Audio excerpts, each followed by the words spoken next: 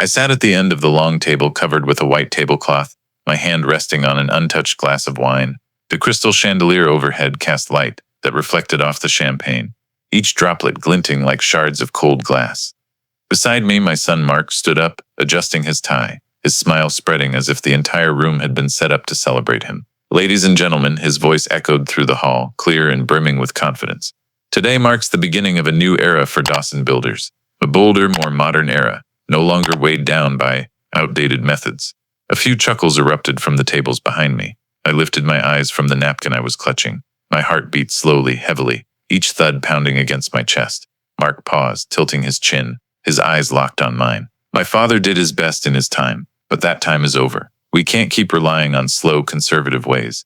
Dawson Builders needs to step out of that old shadow. We can't carry uselessness. The room exploded with laughter. The clinking of glasses, the scraping of chairs, and rounds of applause rang out like hammers striking. I sat still, my spine rigid, feeling as though the blood in my veins had frozen. Useless. My son had just spat that word in my face in front of hundreds of guests. I scanned the room. Faces I once knew well. Partners, former employees, longtime friends, all clapping, laughing. I caught Stephen's eye, the man I'd saved from bankruptcy during the financial crisis. Rachel, the young engineer I'd supported when no one else would hire her. They laughed, cheered for Mark, as if they'd forgotten the useless old man who'd given them their start. Emily, Mark's wife, placed a hand on his shoulder, her smile sharp as a blade. She leaned in, her eyes flicking toward me, cold and contemptuous. I understood. Every word Mark spoke had Emily's hand behind it.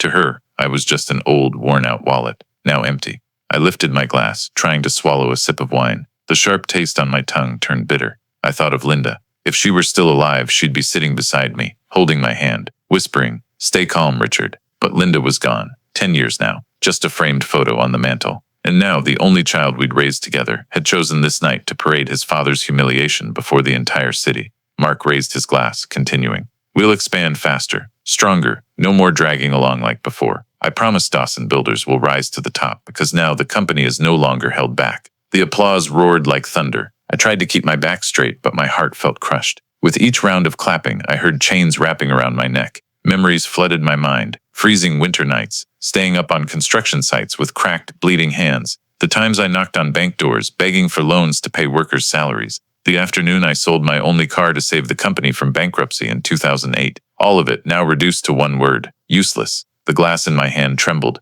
A small crack ran along its edge, the faint snapping sound clear in my ears, like a warning of something about to shatter. A drop of champagne spilled onto the tablecloth, spreading like blood. No one noticed. They were too busy toasting Mark, celebrating the new era. I set the glass down and stood. The chair screeched sharply against the wooden floor, and a few heads turned. I didn't meet their eyes. I just walked, past the brightly lit tables, past curious glances and smirking lips. In the hallway, cold air rushed in, slapping my face. I took a deep breath, as if to wash away the stench of betrayal lingering in my lungs.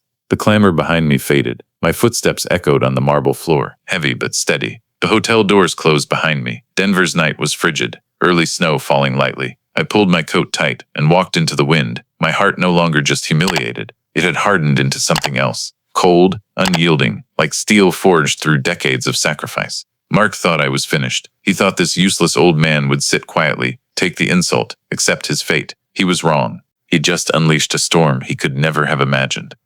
The night wind whistled through the car's window cracks, the crunch of snow under the tires pulling me back to the past. I no longer heard the laughter from the banquet. Instead, I heard the sharp clang of hammers, bricks falling onto cement, and my own ragged breaths from 30, 40 years ago. Back then, I was just a worker with bloodied hands. The apartment I rented was cramped, damp, the floor creaking with every step. I worked 12, 14 hours a day, eating stale bread and drinking tap water. But in my mind, I held a dream, to build a company bearing my name. So one day my son wouldn't have to endure the grueling life I did. The old Ford pickup was the biggest asset I ever owned. I bought it with every cent I'd saved, a truck the seller mocked. "You're really buying this scrap heap?" But to me it was an office, a warehouse, a bed. Many nights I curled up in the driver's seat, snow blanketing the world outside, my breath turning to mist in the dark, musty cab.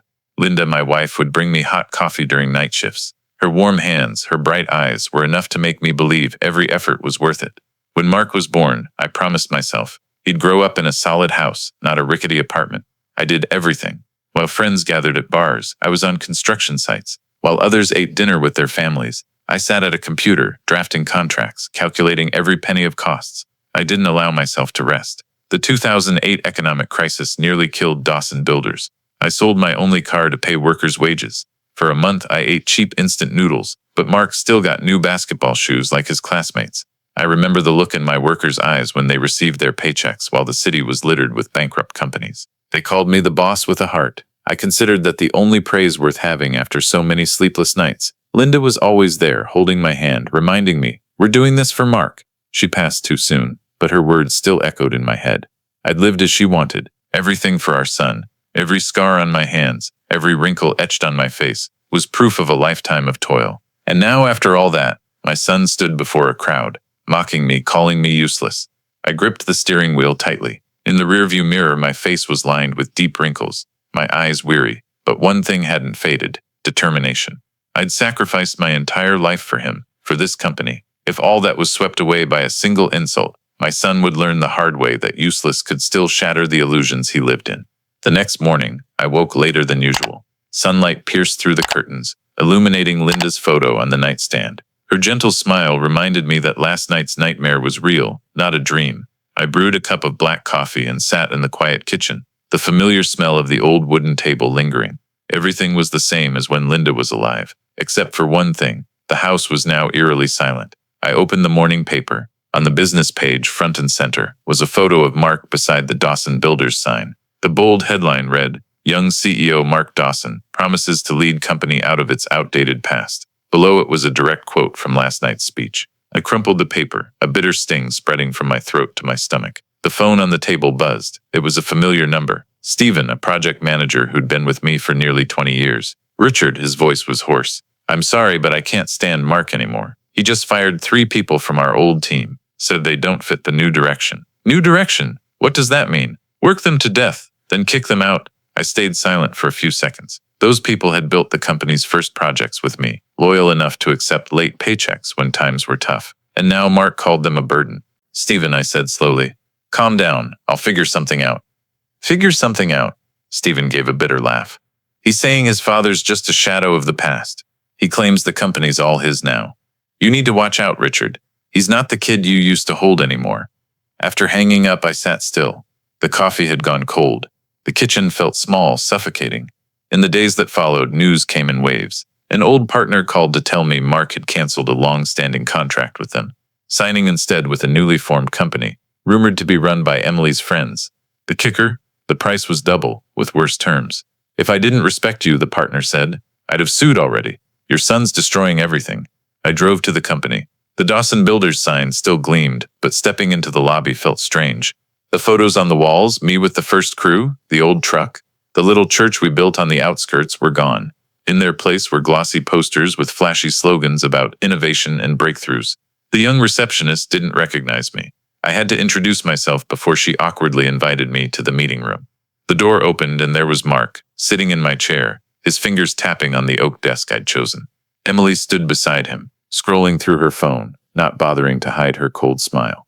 "You're back?" Mark looked up, his tone indifferent. "Don't you see, Dad? It's my time now. You should rest. Watch the news, go fishing, do anything. Just don't interfere." I stayed calm, but my eyes caught the open file on his desk. In a glance, I saw it. A contract transferring some of the company's key assets. The partner's name was Victor Hale, the man who'd fiercely competed with me years ago. "What are you doing, Mark?" I asked, my voice low. "I'm pulling the company out of its stagnant era," he said, leaning back. "Victor Hale? He's got strong capital, wide connections. That's the future." "You call Victor the future?" I slammed my hand on the desk, scattering the papers. "The man who tried every trick to ruin us, steal clients, sabotage deals. That's your future? You're handing Dawson Builders to him." Mark's eyes flashed with irritation, but he shrugged. "Times change. No one cares how you built the company. They care about profits, and I'm delivering." "You?" He paused, his lips curling into a mocking smile. "You're just an old man clinging to the past." His words stabbed my chest like a knife. I wanted to scream at him about everything I'd done, every sacrifice, every drop of blood spilled on concrete, but I knew it was pointless. The boy I'd raised had become a stranger, consumed by ambition and arrogance. I took a breath, forcing my voice to stay steady. "Mark, you're digging your own grave. You think Victor will let you sit at his table forever? He's just waiting for you to fall so he can swallow Dawson Builders whole. I know how to handle it." Mark cut in, his eyes gleaming with pride. You don't? I stood silent for a moment, then leaned over and grabbed the file from his desk, flipping through it quickly. It was a preliminary agreement, Mark's scrawled signature next to terms so laughably bad. Double the loan interest rate, control of major projects handed to Hale Group. My head spun. You signed this? I asked, my voice trembling not from fear but rage. Mark stood, snatching the file back and shoving it into a drawer. Yes, and you have no right to interfere. I looked into his eyes. You forgot, didn't you? I still hold 45% of the shares. You can't sell out the company without my say. Mark's eyes darkened.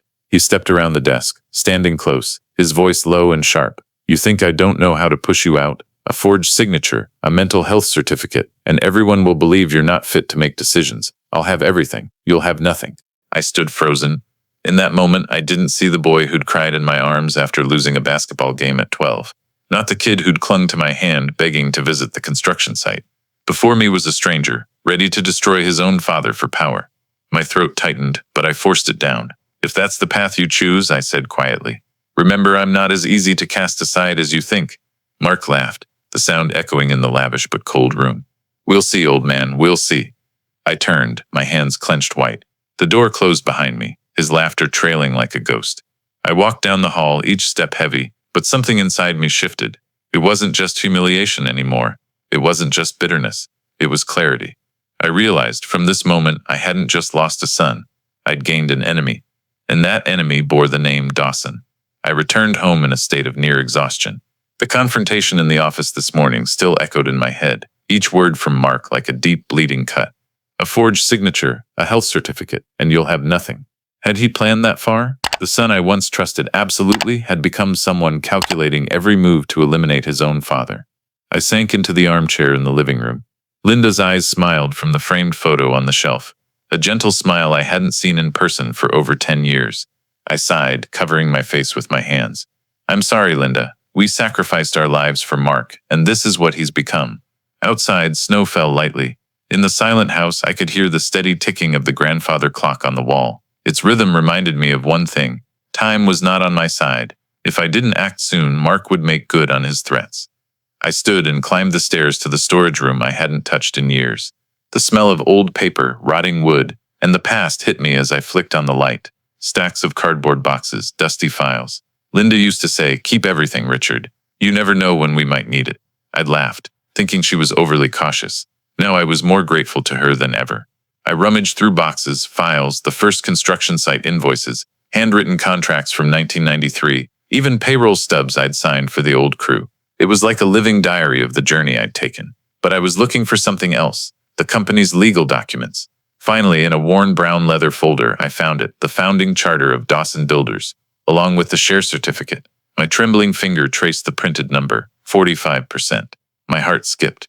All these years I'd thought stepping down as CEO meant I'd given up all control. But no, I was still the largest shareholder, while Mark held only 40%. The rest was split among a few strategic investors. I sank to the floor, the paper shaking in my hands. A spark of light pierced the darkness. I wasn't useless as Mark had proclaimed. I still had a voice.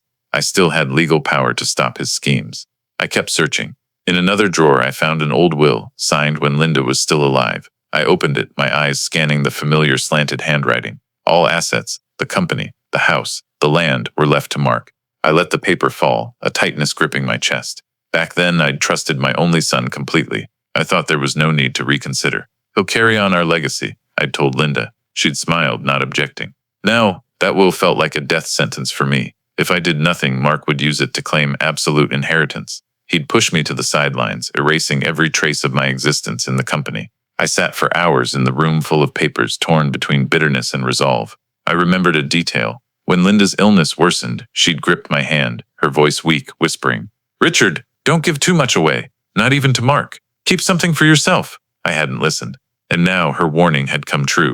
Outside, the wind howled through the window cracks, making the curtains sway. I stood, carrying the stack of files to my desk. Each paper I set down was a wake-up call. I was no longer the passive, aging father. I was the founder, the holder of 45% of the company. And Mark would soon learn I'd never truly left Dawson Builders. I looked at the will again, quietly slipping it into a separate drawer. I knew the first thing I needed to do, find a lawyer, revise everything. Because if I let it stand, Mark would use it as a weapon to destroy the legacy I'd spent my life building. The room glowed under the yellow light. On the desk, Linda's photo sat beside the files, her eyes seeming to look straight at me, stern yet gentle. I nodded, whispering, "I won't let him destroy everything, Linda. I promise." That night, I didn't sleep. I sorted through every document, every piece of evidence. A vague plan began forming in my mind. Mark thought I was just a shadow of the past, but starting tomorrow, he'd learn the past has claws, and it was about to tear through the future he was building on lies. I brought the share documents and the old will to my study, arranging them neatly on the worn oak desk. That night, I sat until the first light slipped through the curtains. One thought consumed me. If Mark was planning to forge my signature and fabricate a health certificate to oust me, he wasn't just making threats. He had a plan. I needed evidence. 2 days later, I decided to return to the company, but not openly as before. I knew he wouldn't let me walk into the boardroom again. Instead, I drove to the back parking lot to a side door few used. I'd gone through that door hundreds of times as CEO, when I needed to avoid the press or curious staff. The Dawson Builders building gleamed in the afternoon light, but to me it was no longer a second home. It was a fortress my own son had seized, leaving me outside its walls. I entered through the side door, walking down a long, empty hallway. A few old photos still hung, not yet replaced. Me and Linda at the headquarters opening, the first crew beaming in front of our initial project. I paused, my hand brushing a frame. A flicker of warm memory passed, then was crushed by cold reality. Voices drifted from the meeting room at the end of the hall. I recognized Mark's instantly. I moved closer, my heart pounding. He's old. He doesn't know anything. His whole life was swinging hammers and signing construction contracts. Legal paperwork? He's nothing. Another voice, deeper, colder, spoke. "You sure, Mark?" "I don't want an old man popping up, ruining the plan."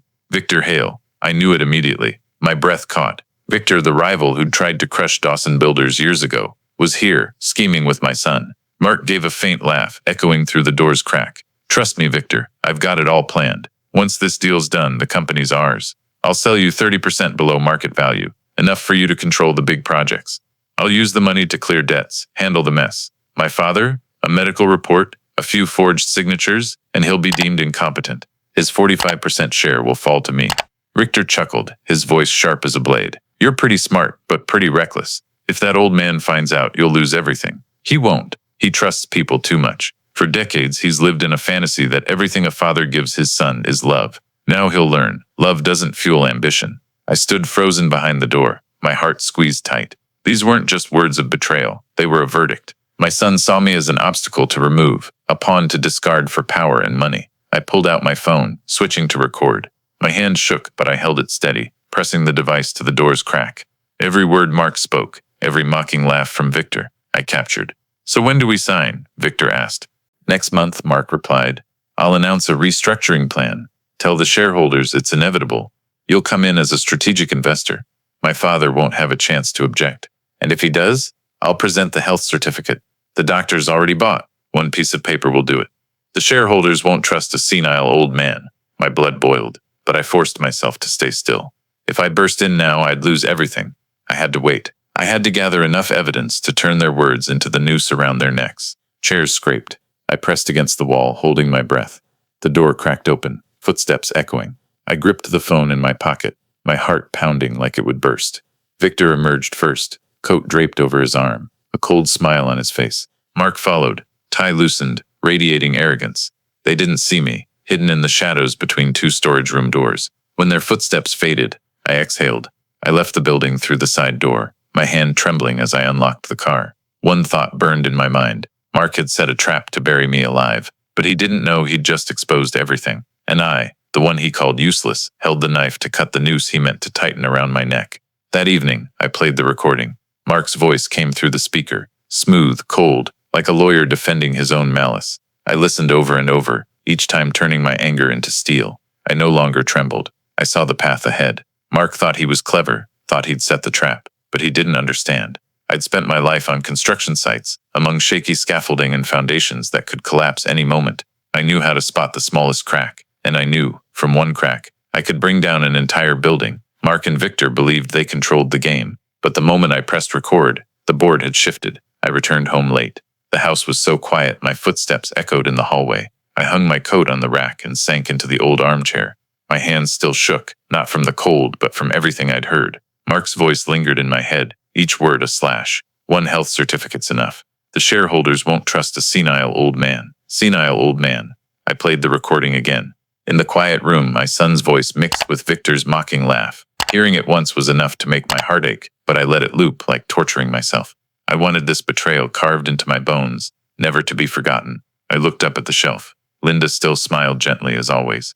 I remembered the early days of starting the business, when she'd wait hours at the construction site, bringing hot coffee and a bag of bread. She always believed everything I did was for Mark, for the family. If she were alive to see our son side with the enemy, what would she say? How much would it break her heart? I placed my hand on the frame, whispering, "I was wrong, Linda. I gave everything, trusted completely, and this is the price." The pain tightened in my chest, but this time, instead of breaking me, it turned into something else, hard, cold, like steel forged in fire. I'd lost too much to let Mark and Victor take the rest. I went to the study, spreading the files across the desk. Share documents, the old will, financial notes, all scattered like a battlefield. I picked up a pen and wrote one word in my notebook: fight. I thought of the workers who'd stood by me through the 2008 crisis. They'd said, "The boss never abandons us." I thought of the projects bearing my name, every brick I'd laid with my own hands. And I thought of Mark's smug look when he called me a useless old man.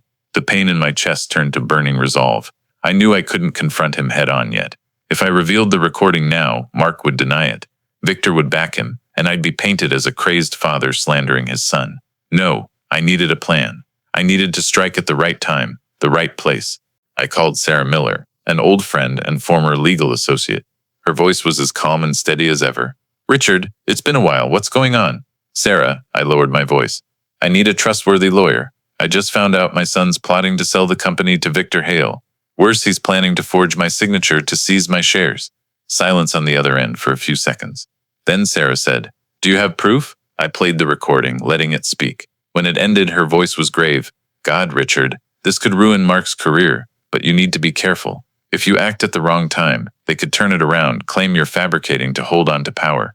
"I understand," I said. "I don't want a scene yet. I need to prepare. I need more evidence." "Good," Sarah replied. "I'll help you. But Richard, brace yourself. This isn't a family matter anymore. This is war." I hung up, sitting in silence. She was right. This was no longer father and son. It was betrayer and betrayed, enemy and the one who wouldn't surrender. Outside, the wind whistled through the windows, carrying a long, cold howl. I closed the notebook, my hand clenching tight. I'd spent my life building Dawson Builders, and I wouldn't let it fall to someone else, not even someone named Dawson. That night, I sat by the window, watching the snow fall. A truth had settled in me. Fatherly love died in that boardroom today. All that remained were two players on a chessboard, and I, the one called useless, would play this final game with everything I had. The pain had become fuel. Resolve had replaced despair, and I knew from this moment I was no longer afraid. Mark would regret calling me useless. The house was still dark, only the kitchen's yellow light spilling across the table full of papers. I brewed strong, bitter coffee, drinking it straight, no sugar or cream. The bitterness was a reminder. From now on, every move had to be sharp, cold, no room for softness. I opened my notebook, writing on the first page, "Revenge plan." Below it I listed, 1. Gather more evidence of Mark and Victor's collusion. 2. Protect my 45% shares from any forgery schemes. 3. Prepare to intervene at the shareholders' meeting. 4. Rebuild influence with loyal former employees and partners. I knew to win this war, I had to fight on multiple fronts: legal, financial, and psychological. I met Sarah at a small coffee shop in Denver's Old Town. She sat there, her hair streaked with silver, but her eyes still sharp, radiating the acumen of a seasoned lawyer. "I've listened to the recording over and over," she began. "It's strong, but not enough to finish him. If you release it now, Mark will claim it's edited, and Victor will hire experts to dispute it. You need more: financial records, signed contracts, and witnesses." "I know," I nodded, "but how can I get access when he's locked every door?" Sarah gave a slight smile. "Have you forgotten? There are still people in the company who owe you their lives." Her words brought back a flood of faces. Stephen, the project manager who cried when I paid his salary on time during the crisis. Rachel, the young engineer I mentored. And Tom Reyes, the retired chief accountant who still called me the hero. They could be the links I needed. "I'll track them down," I said firmly. That afternoon, I went to a small bar on the outskirts where Tom still frequented. He sat in the corner, a beer in front of him, his frame sagging with age but his eyes still keen. "Richard," he said, surprised to see me. "It's been a while. I hear Mark's turning the company into a circus." I sat down and told him everything. The recording, the deal with Victor, the forged signature plot. Tom stayed silent for a long time, then pulled a stack of old papers from his jacket. I've kept these for years. When I was the accountant, Mark tried to make me hide some gambling debts. I refused, but he covered them with fake contracts. I kept copies, just in case. I took the papers, my heart racing. This was the missing piece. Combined with the recording, I could prove Mark wasn't just betraying me, but embezzling company funds for personal debts. Tom, I gripped his hand. You've saved me again, thank you. He just shook his head. No, Richard. This time you have to save your own company. Back home, I called Sarah immediately. She came over that evening, bringing her laptop and a bag of documents. We spread everything out on the table like two strategists before a war map. Here's how we'll do it, Sarah said, tapping the files. First, we gather all the evidence. The recording, the fake contracts, the debts. Second, I'll contact some longtime shareholders who still respect you. When the time is right, you'll call an emergency shareholders meeting. There you reveal everything. But to pull it off, we need living witnesses. People Mark coerced or who saw him do wrong. I nodded. Stephen, he called me, complaining about Mark firing old staff. He might know more. Sarah smiled. Good, get Stephen on our side. Each witness is a dagger. When the time comes, Mark won't be able to wriggle out. I leaned back in my chair, staring at the stack of papers. Exhaustion washed over me, but there was a spark within it.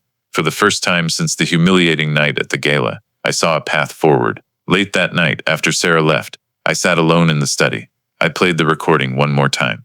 Mark's laughter rang out. He won't find out. He trusts people too much. I looked around the room. On the bookshelf, family photo albums were neatly arranged. Pictures of young Mark on my shoulders beaming. Pictures of Linda holding him, her eyes full of trust and love. A pang of pain hit me. Had my blind trust created this traitor? I stood, slipping the phone into my pocket. No, I whispered. The mistake is done. Now it's time to fix it. I returned to the desk, adding a line to my notebook under fight. No mercy. The next morning, I met Stephen. He arrived late, his face etched with worry. After some small talk, I got to the point. Stephen, I need you as a witness. You've seen Mark fire people, force them to sign resignations. Can you testify before the board? He hesitated, his eyes wavering. Richard, you know, I have a family, a bank loan. If Mark retaliates, I lose everything. I put a hand on his shoulder, looking him in the eye. You owe me, Stephen. Back then, I saved your job, kept you on when the whole board wanted you out. I'm not asking now, I'm demanding. Stand with me. Not for me, but for the company we built together. Stephen was silent for a long time. Finally, he nodded, his eyes flickering with faint but real resolve. All right, I'll speak. I can't let Mark destroy everything. That night, I returned home, exhausted but filled with a new feeling, strength. I wasn't alone anymore. I had Sarah, Tom, Stephen, and most importantly, I had the truth. Mark had set a trap for me, but he didn't know I was building one for him. And my trap wouldn't just cost him the company, it would cost him everything. I closed the notebook, adding one final line for the day. The trap of betrayal will become the trap that destroys its maker. The following days, I lived like a shadow, quiet but relentless. Each morning, I sipped bitter coffee, opened my notebook, and reminded myself, no mercy. I knew to bring Mark down, I had to expose every mistake he'd made. One piece of evidence wasn't enough. I needed a complete picture. Clear, detailed, undeniable. I started with the easiest, money. I visited the old bank branch where I'd signed countless loans to save Dawson Builders. The manager, Mr. Miller, still remembered me. He shook my hand firmly, his eyes full of respect. Richard, it's been a long time. What do you need? I lowered my voice. I need to know what my son's done with the company accounts. But it needs to be discreet. Miller sighed and led me to a private room. He opened his computer, showing me recent statements. As the numbers appeared, my heart clenched. Regular withdrawals, tens of thousands of dollars, transferred to a personal account under Mark's name. Other sums went straight to casinos in Las Vegas. I can't believe it. Miller shook his head. He's using company money for gambling debts. If the shareholders knew, I'll handle it, I cut in. Thank you, Miller. You've just given me the most critical piece. I photographed the statements, storing them securely on a private drive. Next, I met Rachel, the engineer I'd mentored, now fired by Mark. We met at a small diner near an old construction site. She sat there, her young face lined with stress. Mr. Dawson, she said softly, I wasn't sure if I should meet you. Mark warned that anyone who badmouths him won't find work in Denver again. I looked into her eyes. Rachel, you know me. I've never abandoned an employee. I need you, not just for me, but for Dawson Builders. Tell me the truth. Her hands trembled for a moment, then she pulled a stack of papers from her bag. These are copies of contracts I was assigned to design. But Mark ordered me to change the specs, to use cheaper materials. I objected, and the next day I was fired. I took the papers, blood rushing to my face. Not only was he embezzling, but he was also willing to compromise project quality. One accident could ruin the company's reputation. Rachel, will you testify? I asked. She bit her lip, then nodded. If you're behind me, I trust you. That evening, I went back to the bar to see Tom. He was already there, a beer in front of him, his eyes heavy. Richard, there's more I didn't tell you, he began. When I left the company, Mark asked me to sign off on some internal loans. I refused, but later I found out he forged my signature. I froze. Do you have proof? Tom nodded, pulling an old fax from his pocket. This isn't my signature. I kept a copy, knowing I'd need it someday. I took the paper, feeling like I'd added another brick to my wall of evidence. Forged signatures, exactly the tactic he'd threatened to use against me. Tom, you know when I reveal this, Mark will try to paint you as an accomplice. I'm not afraid, he replied. His eyes stayed silent long enough. The next day, while sorting papers, I got a call from an unfamiliar number. An old familiar voice spoke. Richard, it's Howard. Do you remember me? Howard, one of the first shareholders to invest in Dawson Builders, who sold his shares years ago to retire. I hear Mark's teaming up with Victor, he said. And I know you'd never let that happen. I still keep in touch with some major shareholders. They don't fully trust Mark. If you need, I can pull them to your side. I was stunned for a moment. An unexpected alliance, right when I needed it. Howard, I'm grateful. When the time comes, I'll call. That evening, I decided to make a bold move. I called Mark, feigning a weary voice. Son, I said, I've heard rumors. They say you're working with Victor, using company money to pay debts. I don't want to believe it. Can you tell me the truth? On the other end, Mark scoffed. You still don't get it, do you? Yes, I'm doing all of it. But you think anyone would dare stand against me? The shareholders are with me. Victor's with me. And you? You've got nothing but old papers. I stayed silent, letting him talk. Every word, every sentence, I recorded. When he hung up, I sat in the dark, but in my hand was another piece of undeniable evidence, his own admission. I gathered it all. Bank statements proving embezzlement. Contracts with altered specs from Rachel.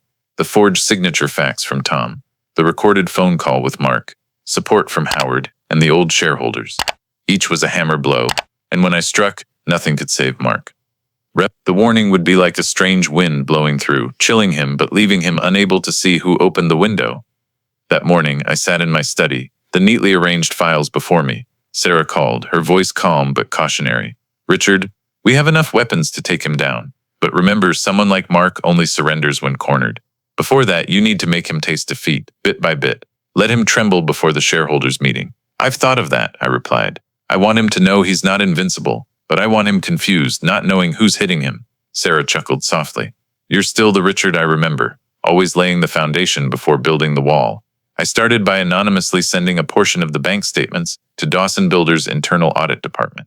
No name, just a brown envelope with a printed sheet, the casino transfers underlined in red. 2 days later, I heard, the audit team questioned Mark. He flew into a rage, slamming his desk, claiming it was a misunderstanding. But the news spread through the company hallways. Employees whispered, the CEO's using company money to gamble. The first blow had landed. I didn't stop there. I sent Rachel's altered contract specs to a major client, knowing they'd react fiercely. Sure enough, the next day, Mark was called to an emergency meeting. The client threatened to cancel if the company was involved in material fraud. Mark left the meeting pale, sweating profusely. The news reached me through Stephen, who still had contacts in the company. He screamed at the team, Richard, but for the first time, I saw him lose confidence. That evening, I made a third move. I called Victor Hale, my voice deliberately cryptic. I know about your deal with Mark, I said curtly, and I know things you haven't checked closely. Review the terms. He's using you. Victor was silent for a few seconds, then growled, Who are you? Just someone who doesn't like being betrayed, I replied, hanging up. I didn't need much, just to plant a seed of doubt.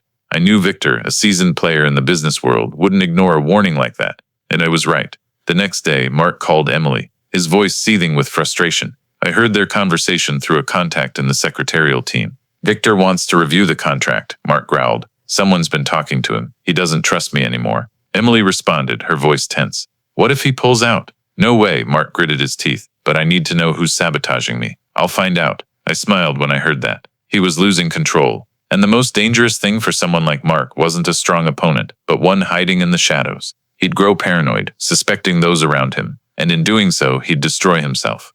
A week later, I delivered the final warning shot. I sent Mark an anonymous email, just 2 lines. Every sin has evidence. Remember, soon the truth will be exposed.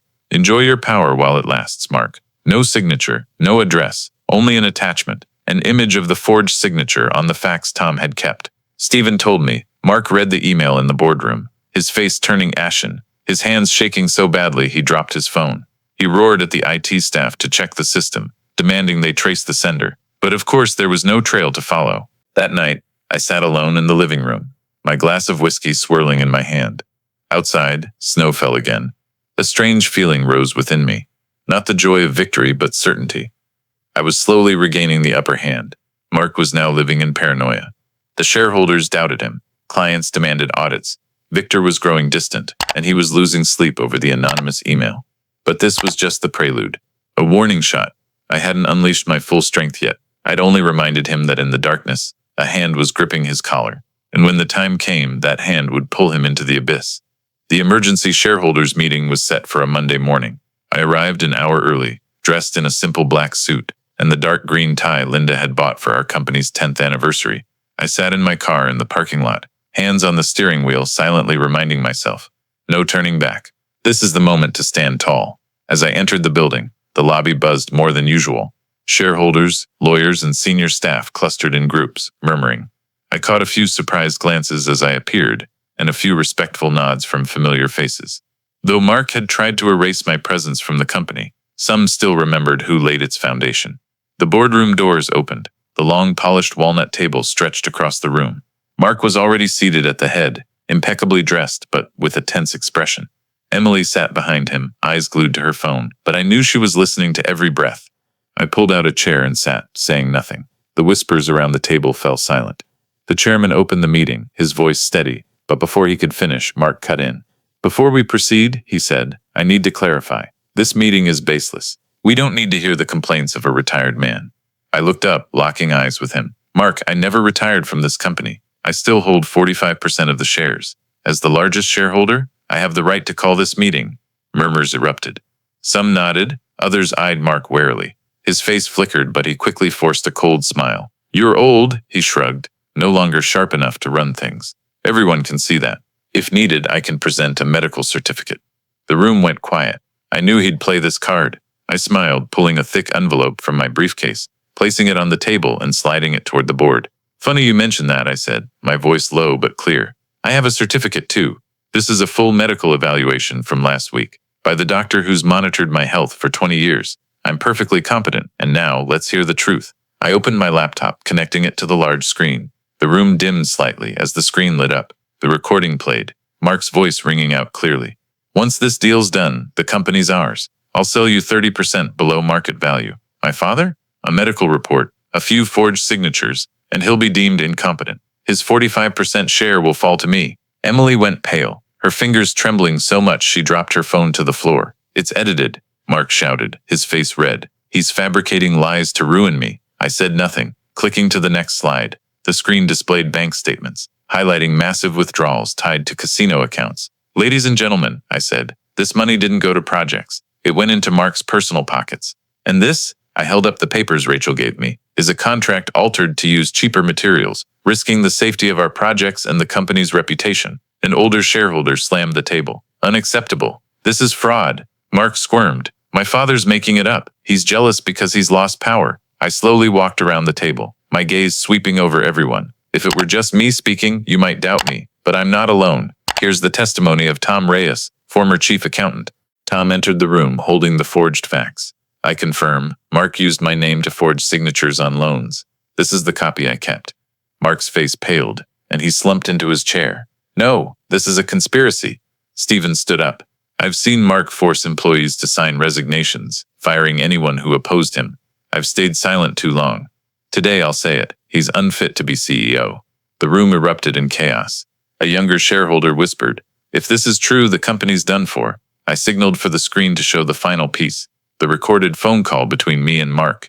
Yes, I'm doing all of it, but you think anyone would dare stand against me? The shareholders are with me. Victor's with me. And you? You've got nothing but old papers. The room fell into a deadly silence. His own words had condemned him. The chairman spoke, his voice trembling. We need a vote. Who agrees to temporarily suspend Mark Dawson's CEO position? Raise your hand. One by one, hands rose, slowly but decisively. 1, 2, then 10, then nearly all. Only Emily stood, shouting, You'll regret this. Mark is the future. But no one looked at her. Mark sank into his chair, staring at me with wide eyes. I stepped closer, leaning down, whispering so only he could hear. You called me useless. Today, you see, a useless man just brought you down. As the meeting ended, I walked out into the hallway. The buzz of chatter continued behind me, but I didn't look back. I knew I'd won the first battle. Mark was suspended, Victor was blocked by the shareholders, and the truth was out. I thought after the shareholders' meeting, Mark would lie low, waiting for things to settle. But I underestimated his recklessness.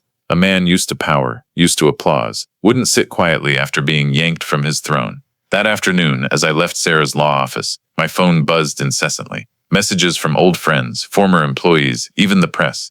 Mark accuses you of fabricating evidence, framing him to retake the company. I stood frozen on the Denver sidewalk, the cold wind stinging my face. My heart chilled, not from surprise, but because I knew this was just the start of my son's desperate counterattack.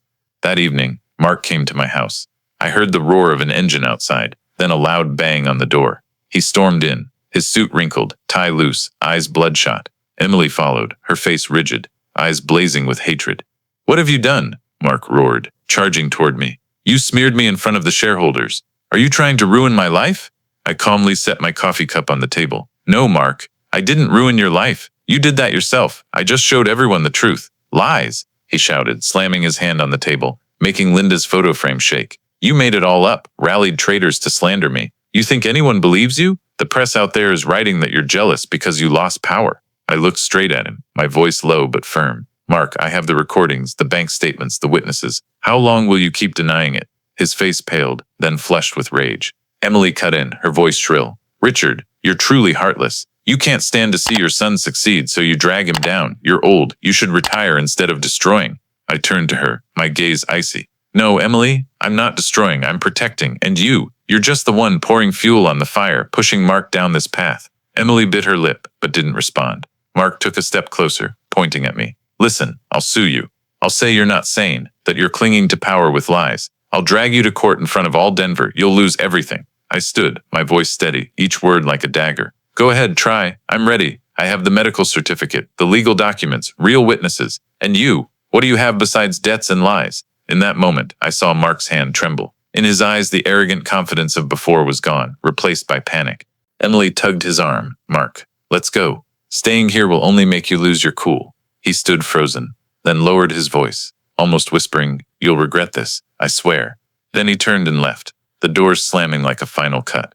2 days later, the press exploded with news that Mark had filed a lawsuit in local court, accusing me of fabricating evidence and conspiring to retake the company. He'd hired a team of young lawyers appearing on TV with a sanctimonious air. My father, Richard Dawson, is no longer of sound mind. It pains me to say this, but he's obsessed with the company, to the point of making up stories and rallying false witnesses to smear me. I'm heartbroken, but I must do this to protect Dawson Builders. I sat watching, my heart tightening. Outsiders who didn't know the truth would easily believe him. But I wasn't afraid. I had Sarah, Tom, Rachel, Stephen. I had a wall of evidence that couldn't be broken by a few lies. That evening, Sarah called. "Richard, don't worry, he's flailing. This lawsuit will backfire when we present the evidence. The key is to stay calm. Let him dig his own grave." I nodded, looking out the window. Snow fell again, blanketing the roof in white. A truth settled in me. Mark had entered a phase of desperation. He'd do anything, no matter how reckless, to cling to power. But the more he struggled, the deeper he sank. News of Mark's lawsuit against me spread through Denver like wildfire across a dry field. Newspapers, TV, social media, everywhere carried sensational headlines. Son sues father, power struggle at Dawson Builders. Images of Mark sitting before reporters, his face a mask of feigned sorrow, played on repeat. He spoke rehearsed lines. "It breaks my heart to say this, but he's obsessed with the company, to the point of fabricating stories and rallying false witnesses to defame me. I only want to save Dawson Builders' legacy from ruin." Hearing those words, a chill ran down my spine. The boy I'd raised was now publicly dragging his father through the mud, cloaked in the guise of a devoted, grieving son. But I didn't waver. I was ready for this day. Sarah came to my house right after the news broke. She set her briefcase on the table, opening a thick stack of files. "Richard, it's time to tighten the legal net. You have evidence, witnesses. My job is to turn it all into a decisive blow. Mark thinks he controls the narrative and the media, but the court only cares about proof." She outlined the steps. "First, file a counterclaim. Dismiss the unsound mind accusation with my doctor's medical certificate. Second, present financial evidence. Bank statements proving Mark embezzled company funds for gambling debts. Third, submit the fraudulent contracts from Rachel, backed by her testimony. Fourth, produce Tom's forged signature fax, proving Mark's legal fraud. Fifth, use the recordings in Mark's phone confession to finish him. This isn't just a counterattack, Sarah said, her voice icy. This is a strike that leaves him with nothing. If we succeed, he won't just lose the lawsuit. He'll face criminal charges. I nodded. Do it. I've been too lenient already. The first hearing took place in Denver's county courthouse, a stately red brick building I'd passed hundreds of times, never imagining I'd one day sit as a defendant, and my opponent would be my own son. Mark entered with a team of sharp young lawyers, tailored suits, eyes gleaming with ambition. Emily sat behind him, her face perfectly made up, but her eyes betraying anxiety. I sat across, flanked by Sarah and Tom. Rachel and Stephen were there too, their faces tense but their eyes resolute. The judge opened the session, his voice stern. Today, the court will review Mark Dawson's lawsuit against Richard Dawson, as well as the defendant's counterclaim. Mark's lawyer opened, delivering a lengthy speech about my mental incompetence, fabrications, and obsession with power. He spoke with confidence, using harsh words to paint me as a senile old man. I sat quietly listening, showing no reaction. Then it was Sarah's turn. She stood, opened her briefcase, and presented evidence like hammer blows. My medical certificate from my doctor, confirming my full mental clarity. Bank statements showing numerous illegal withdrawals, the contract with altered technical specifications, Tom's fax with the forged signature, and finally the recording, Mark's voice echoing through the courtroom, admitting to colluding with Victor Hale and planning to forge documents to seize my shares. The room froze. Mark jumped up, pale, stammering, That's fabricated, edited. Sarah calmly turned to Rachel. Can you testify? Rachel stood, her voice shaky but clear. Mark forced me to alter designs to use substandard materials. When I refused, I was fired. Stephen rose next. I saw Mark pressure employees to sign resignations, firing anyone who dared oppose him. I can't stay silent anymore. Tom held up the fax. This signature isn't mine. I never signed it. It's a forgery. Each testimony was a dagger. Mark slumped in his chair, eyes darting frantically. Emily gripped his hand tightly, but both knew the wall had crumbled. As the hearing ended, the judge declared, the court finds sufficient grounds to dismiss the plaintiff's claims. Furthermore, the case will be referred to the prosecutor to investigate Mark Dawson's financial fraud and signature forgery. You betrayed me. I stood, locking eyes with him, my voice low but firm. No, Mark. I protected what you tried to destroy. You betrayed me, and you betrayed Dawson Builders. Stepping out of the courtroom, the winter light was blinding but cold. I took a deep breath, feeling my shoulders lighten, but I knew this wasn't the end. The legal battle had opened another door. The company, now out of Mark's hands, needed restructuring. Sarah walked beside me, speaking softly. You won this round, but remember, Mark isn't out of moves. He'll try something else. Be ready. I nodded. In my heart, I knew one thing clearly. The legal net was tightly drawn, and my son was caught in it. The more he struggled, the tighter it would pull. And this time, no one would save him. Set. Released. Hart had catched announced that Mark's fraud case was being sent to the prosecutor, and I knew the tide had turned. But I didn't expect that just a few days later, Mark would come to me. Not with his usual arrogance or anger, but in a pitiful, broken state. It was a winter evening, the wind howling through the bare trees outside. I sat in the living room, holding a steaming cup of tea. A frantic knock came at the door, as if the person outside feared I wouldn't open. I stood, slowly walking to the door. Mark stood there. His suit was wrinkled, his tie loose, his face haggard with dark circles under his eyes. Emily wasn't with him. He looked like a man stepping out of a nightmare. Dad? His voice was hoarse. I need to talk. I opened the door wider, neither inviting nor dismissing him, and turned back into the house. Mark followed, his shoes dragging on the wooden floor, heavy like iron chains. He sat across from me, hands clasped, trembling. Dad, I was wrong. I was too greedy. But, Dad, I'm losing everything. The shareholders turned on me. Victor pulled out. The prosecutor's investigating. If I fall, I'll hit rock bottom. Please help me this once. I swear I'll change. I sat silently, staring at the flickering flames in the fireplace. Memories flooded back. Little Mark toddling around construction sites, his tiny hands clinging to mine. Linda's promise, wanting me to give our son everything. And then Mark's smug face at the gala, calling me useless. I sighed, slowly turning to him.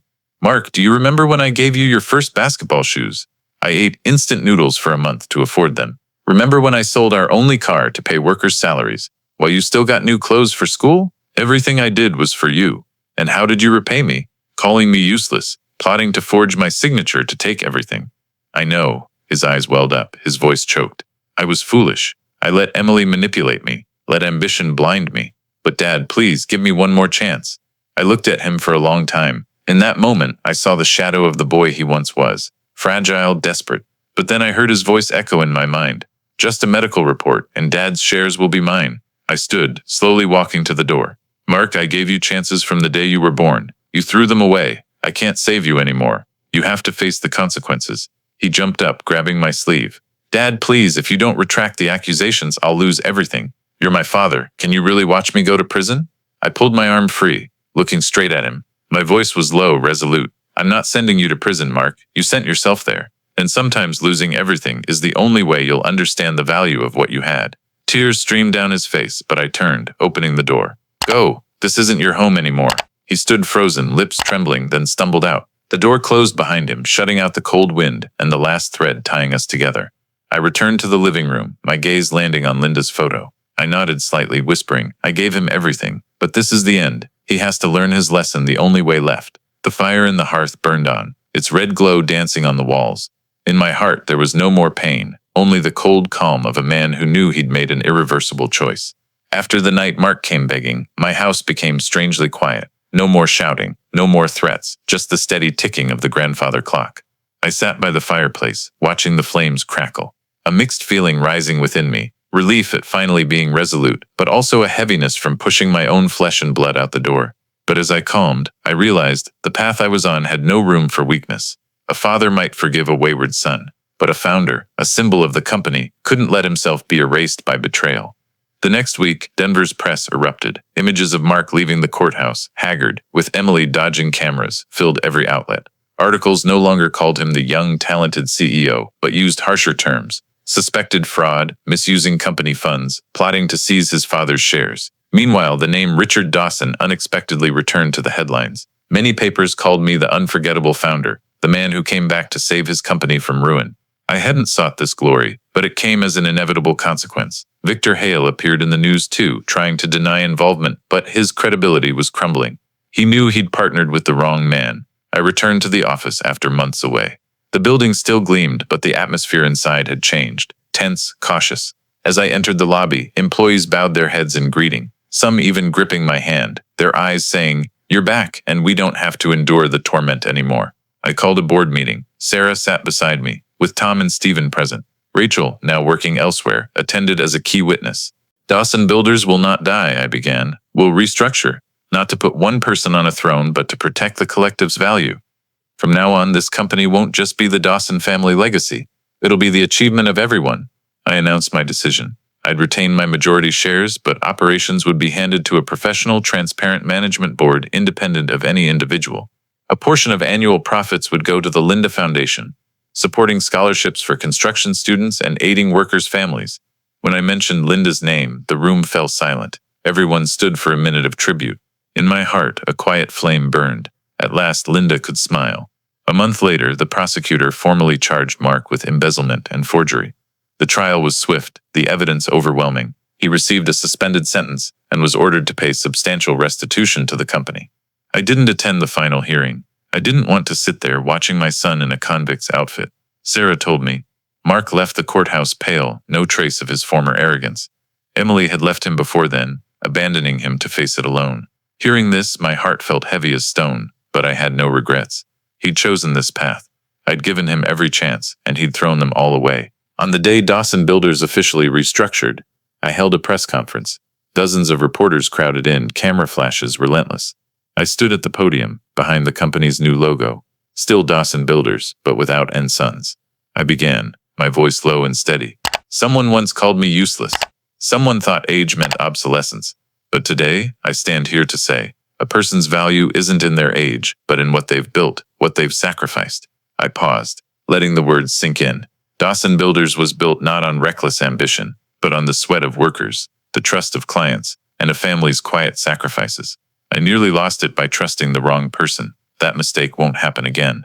From now on, this company will be protected by the collective, not treated as one person's possession. The room erupted in applause. Cameras flashed nonstop.